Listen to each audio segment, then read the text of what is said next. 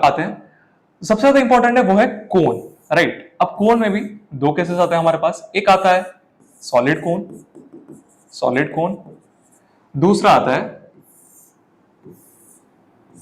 है हमारे पास होलो कोन, राइट।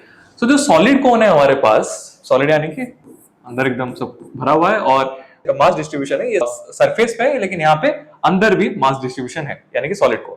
तो इसका जो सेंटर ऑफ ग्रेविटी होता है वो आपको याद रखना है। अगर इस कोन का हाइट h है तो जो सेंटर ऑफ ग्रेविटी होगा वो होगा h/4 फ्रॉम बेस, ठीक है, from base. And for hollow cone centre of gravity होगा h/3 फ्रॉम बेस, ठीक है। फ्रॉम बेस आपको याद रखना है, ठीक है, क्योंकि कई बार सवाल आपको पूछ लेता है फ्रॉम अपेक्स क्या होगा, इसको हम बोलते हैं अपेक्स। सो फ्रॉम एपेक्स क्या होगा, तो हम क्या कर सकते हैं, h में से, ठीक है, ये वाला मान लेते हैं सेंटर ऑफ ग्रेविटी है, तो ये वाला हाइट जो होगा वो होगा h/4। तो हम क्या करेंगे, एपेक्स से सेंटर ऑफ ग्रेविटी का डिस्टेंस निकालने के लिए, यानी कि ये वाला डिस्टेंस निकालने के लिए हम क्या करेंगे, h माइनस h/4 करेंगे, ठीक है।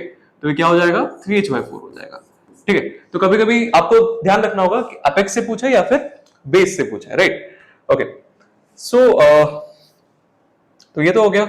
अब इसको याद कैसे रखें, कई लोग भूल जाते हैं इसको कैसे याद रखना है। तो बेसिकली अगर कोन सॉलिड है यानी कि ज्यादा मास जो है वो बॉटम है, और हमें ये पता है दैट जहां पर ज्यादा मास होगा, जहां पर मास डिस्ट्रीब्यूशन ज्यादा होगा, यानी कि सेंटर ऑफ ग्रेविटी उसके नियर होगा, राइट। तो इस केस में अगर हम सॉलिड और होलो कोन को कंपेयर करें, ज्यादा मास नीचे है in case of solid cone. So इस केस में जो सेंटर ऑफ ग्रेविटी होगा वो नीचे होगा, ज्यादा नीचे होगा एज कंपेयर टू होलो कोन। तो इससे आप याद रख सकते, बेस से पास है h/4 और h/3 थोड़ा सा बेस से ऊपर है, राइट। सो इससे आप इजीली इसको याद रख सकते हो, ठीक है।